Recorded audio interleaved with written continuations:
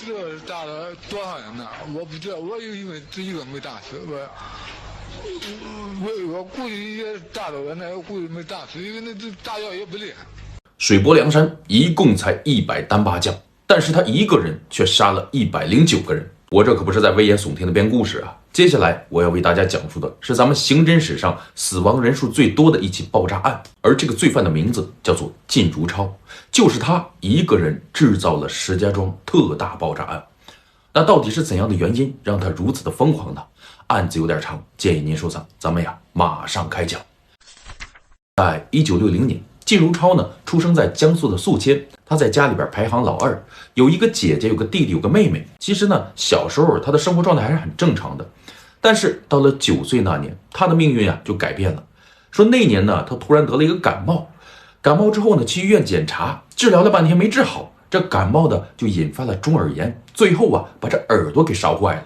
但是他还不是那种完全的聋了，你要跟他说话的话，你得贴他的耳边大声的说。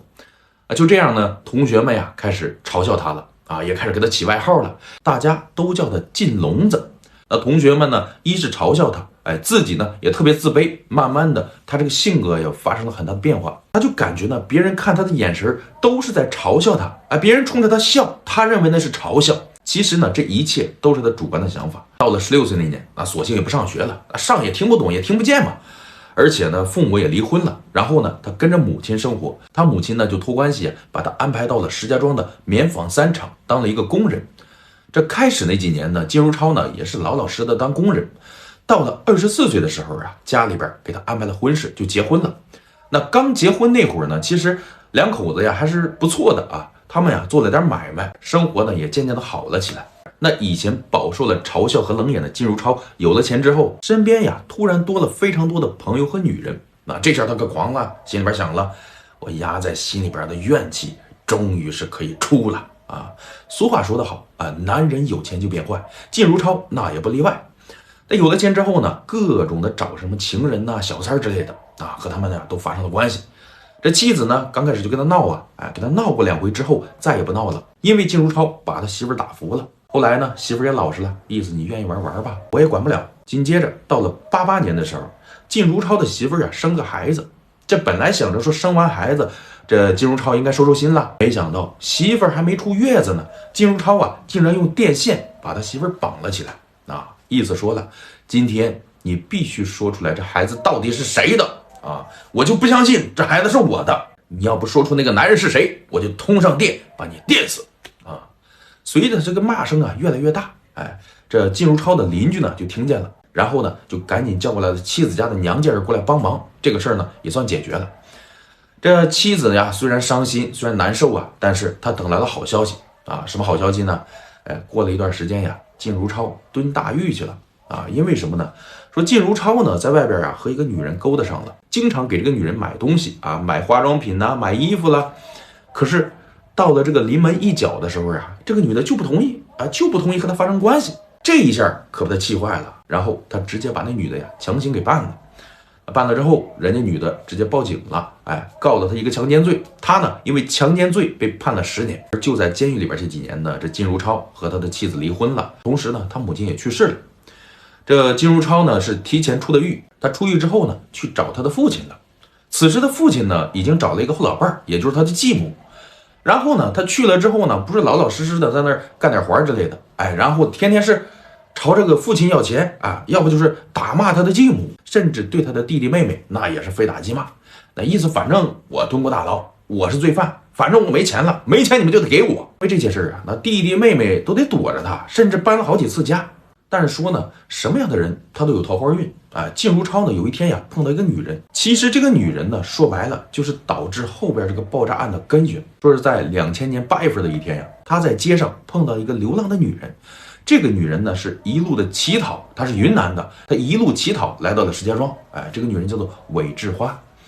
他看到这个女人之后呢，就寻思着给她安排点吃的就把她直接带回了家，弄点吃的，弄点喝的，又洗了个澡。当天晚上呢，2个人就在一块了。这个女人呢本来想着说遇到个好心人，就想着跟靳如超呢一起过日子。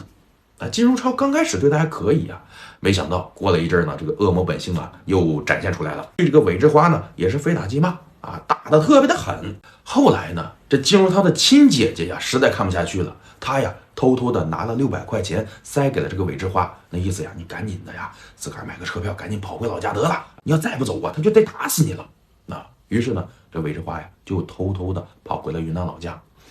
跑回去之后啊，他认为就逃脱了魔窟啊，逃脱了金如超的控制了。谁想到啊，这金如超上心了啊，他呀直接来到了这个云南呀，来找这韦志花了。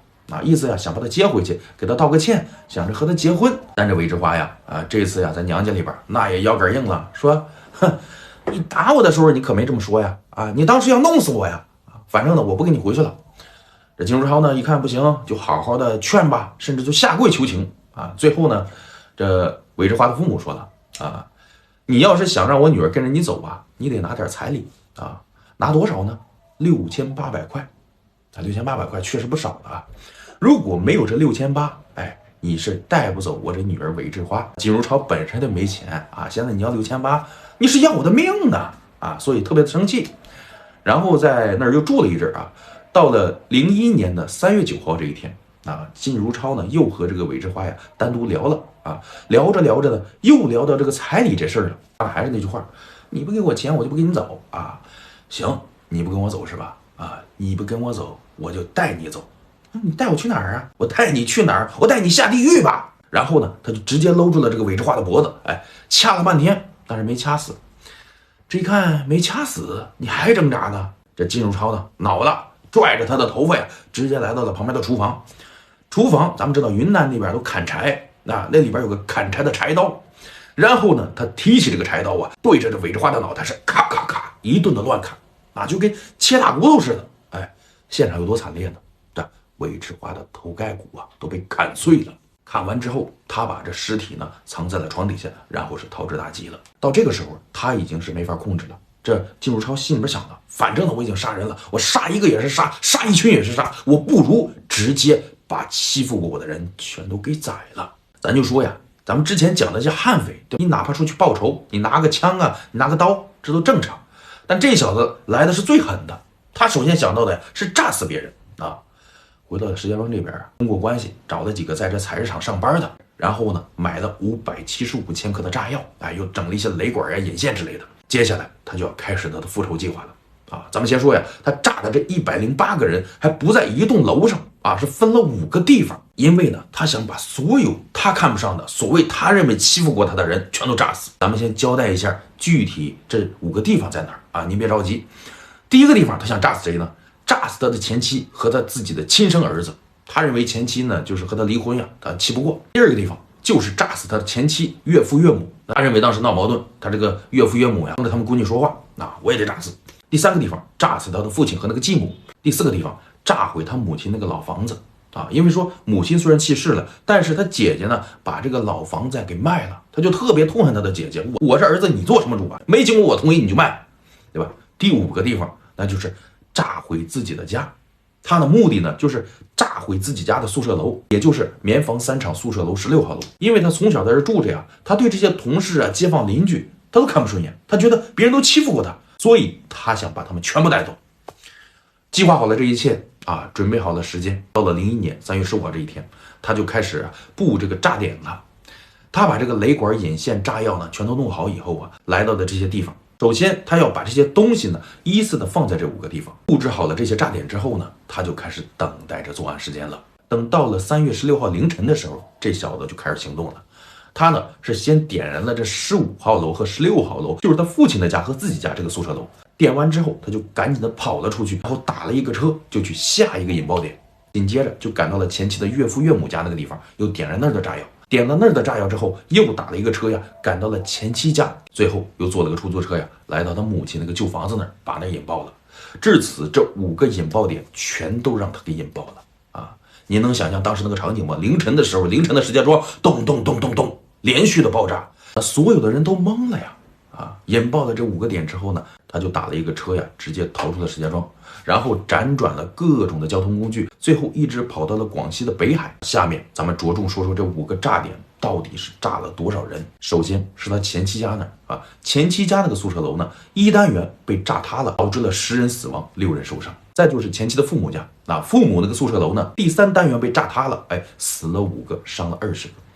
再就是他父亲家呀，他父亲家那边还比较幸运，只是墙体被炸塌了，但是没有任何的伤亡。接下来就是他母亲那儿他母亲那儿也是炸塌了，但是没伤亡。而最惨的就是咱们要说到的棉纺3厂的16号楼，也就是靳如超他们家因为他在这儿放的这个炸药量是最多的，他把这整栋楼全都炸塌了，当时就造成了93人死亡、10人受伤的惨烈现场。而总共加起来，他这个案子呢，一共是造成了108人的死亡，38人受伤。所以呢，我在视频的开头说了，那梁山好汉一共才单8将了，他现在一个人就杀了109个人因为呢，他炸死了108个，然后在云南还把那个女人给砍死了嘛，这加起来一共是109个人。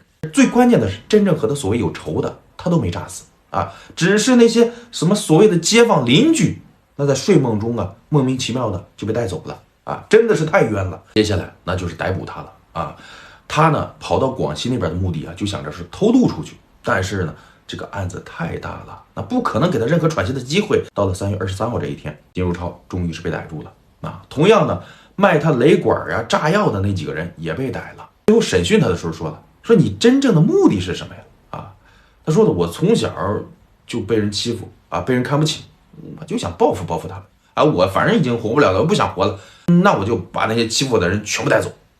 最终呢，在2001年4月17号，这个案子终于宣判了。靳如超还有卖他炸药的那些人呢，全部被判了死刑但是这边还有但是这几个不要脸的，他们竟然还不服，还上诉呢。尤其是这个靳如超，他还上诉呢。他说我不服你不服，行，你不服，你杀了多少人呢就阎王爷过来了开庭，那也得让小鬼打死你咱就说了，你不服是吧？我关到监狱里边，然后呢，让那些狱友都得打死你也不服。对，你有不服的权利，你可以上诉，但是呢，2审宣判了那必须死刑还用考虑吗？很快他们就被押赴了刑场直接枪毙了。但是咱们说呢，你这靳如超你是报仇了，你是过了瘾了，但是你给别人造成的痛苦有多大呀？108个人109个人，就背后是109个家庭，那些失去了亲人的家属，他们应该怎么去生活呢？怎么去面对呢？首先没仇没怨的，半夜睡觉被炸死了。靳如超你心里有问题，你从小被欺负，那你就该这样去报复社会吗？如果让我来审判他的话，我会找一个鞭炮厂把他制成一个大烟花，然后咚的一声，让他在天上也爆个炸